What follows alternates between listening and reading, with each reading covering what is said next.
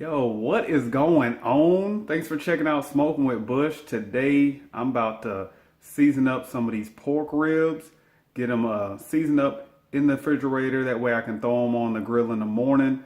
Gonna do some indirect cooking on the Weber Performer. So let me show you what I'm looking like with these spare ribs, and we're gonna get going from there. You can see you got that backside seasoned up, looking all good and caramelizing a little bit on me.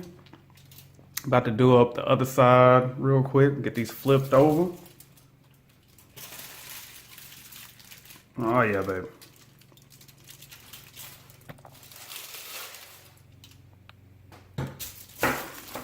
Oh, that's a big slab of ribs, I tell you. It's a big slab of ribs right there. All right, now all I'm gonna do is add a little olive oil on top of it there. Get that going. Not too much, just enough to get the rub to adhere to the meat just a little bit better.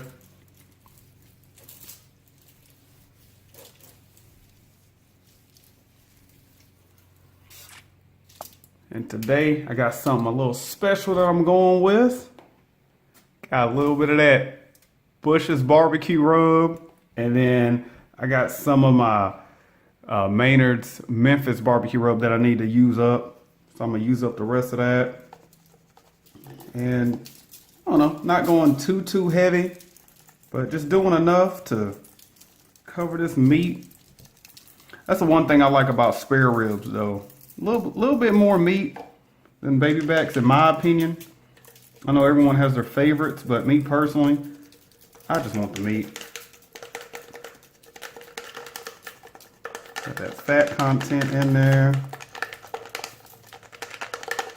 But see, you can hear you can hear them at the bottom of this container. So switch to a little bit of that Bush's barbecue rub. This ain't nothing special, but it does have a little bit more spice in it. So it's gonna give me that little bit of kick that I'm looking for. Like I said, not too heavy, just enough. Pat that in a little bit.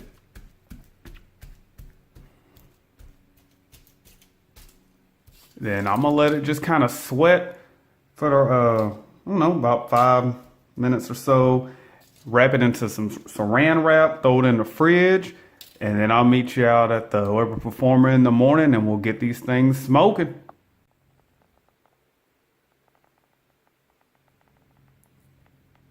Already starting to sweat. Just got these ribs cut out the saran wrap.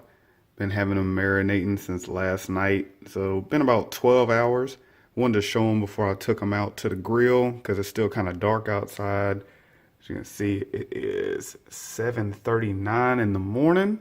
And with these winter months, it's pretty dark out on the deck. So I don't think you'd be able to see the color that's achieved already. So I'm gonna get this grill fired up, show you what that's looking like, and then bring you back to the beginning of the cook here. I set up for doing these ribs today. Got the kettle going. All I did was take one of these striker fire matches here, cut it in half, put 4 coals on top of it so I can get those started. And then I got my little snake or whatever you want to call it going over here.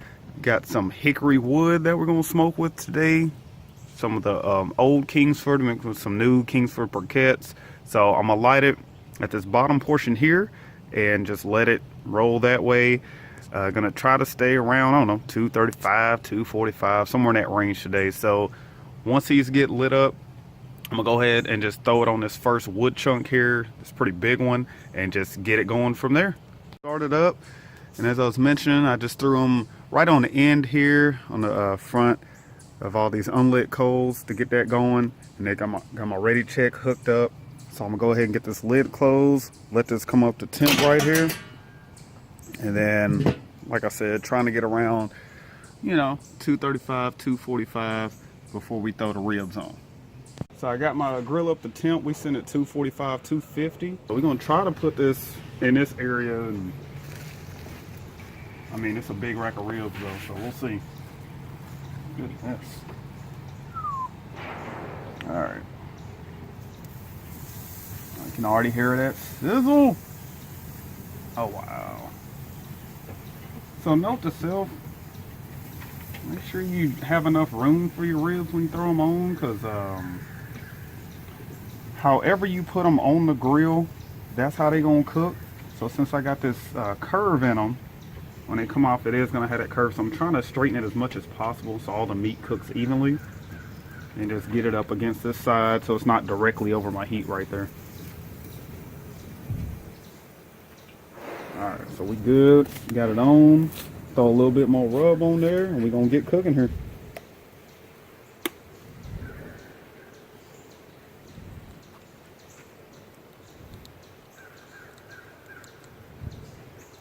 Alright, we'll let that bad boy come back up to temp. And make sure coals over here, and make sure your smoke is rolling over it and coming out the top right there. So we'll check back about 10-15 minutes, check our temps, and make sure we're holding.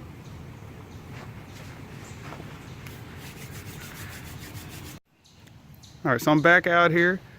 I'm hanging around 255, so wanting to bring that down a little bit. And all I'm going to do is bring my bottom damper down to half. Right now it's completely open. And all I did once I first got the Weber is I just marked the half opening for the bottom dampers inside. So I'm just going to bring that down to half.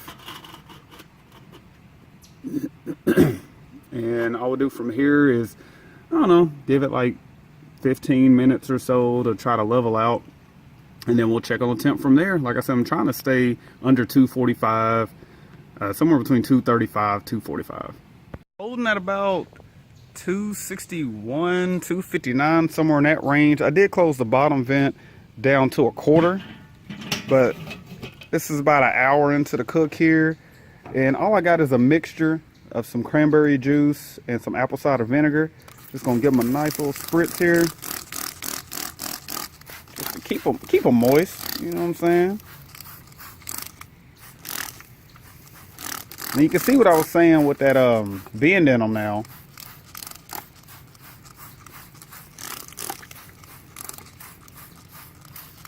Now if my temp not going down to where I want it to, I might end up wrapping these eventually. I'm not sure. I haven't decided yet. I wasn't gonna wrap these bad boys up, but my temp has been hanging around 260 or so. And if you come in here, you'll see the color I got going.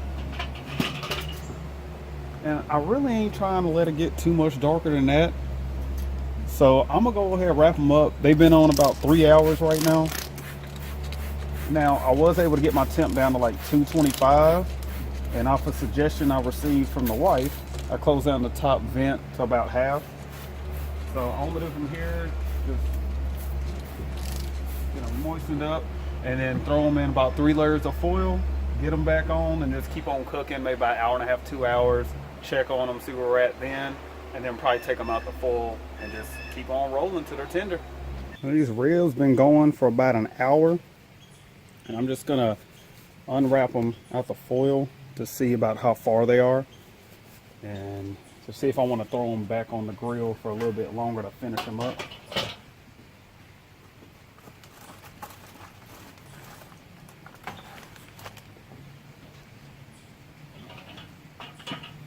Tell you one thing, they smell amazing.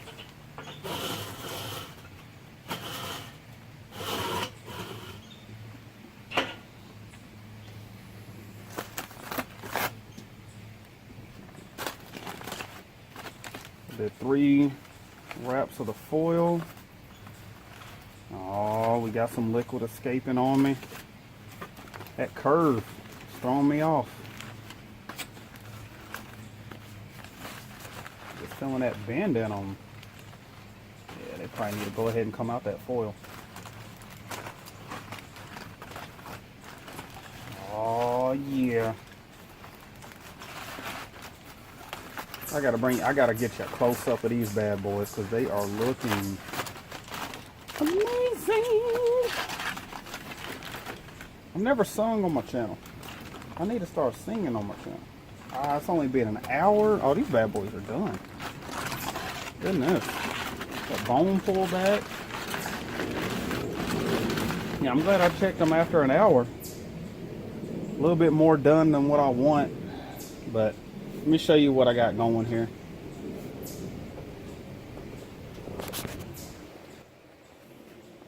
So you check them out. That's that bone pull back. Yeah, a little bit more than what I wanted already, but it'll be all good. It'll still be good eating. I know the wife prefers it when they're a little more fall off the bone, so people will be happy. It's all good. So yeah, I've come to the consensus that I'm probably not gonna wrap ribs again. Just, I don't know. They end up cooking a little too fast for me. But we're gonna throw a little bit of honey sriracha on here. A little glaze. Unfortunately, with moving, I don't know where my basting brush is, so we're gonna go with the spoon on this. It is what it is. It'll still come out right. But yeah, we'll just glaze them up, get a little sheen to them, and take it from there. But overall, the cook itself, I mean, I had a piece of wood that caught fire, so my temps didn't stay exactly where I wanted them to stay, but at the end of the day, each cook is a learning experience. So we'll just, and there's a bee, because they like sweetness. All of a sudden I see a bee. Haven't seen any kind of flies or anything out here today. All of a sudden a bee shows up at the end when I'm throwing on this honey sriracha. Just because they want a little sweetness in their life, you know. It's not about them. It's like, I gotta feed myself, feed my family, and take it from there.